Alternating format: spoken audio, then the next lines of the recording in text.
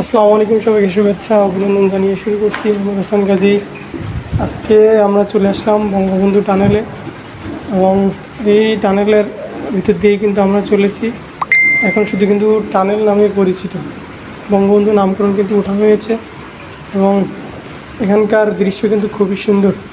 আপনার চাইলে কিন্তু এখানে আসতে পারেন এবং এর অপরূপ সৌন্দর্য উপভোগ করতে পারেন। এখানে চারিদিকে কিন্তু খুবই সুন্দর এবং মানুষের দেখানোর জন্য বা দেখার অনেক কিছু রয়েছে এখানে। এখানে যেমন থাকার জায়গা সুন্দর, দেখার জন্য যে পর্যটন কেন্দ্র, সেগুলো কিন্তু এখানে খুবই সুন্দর।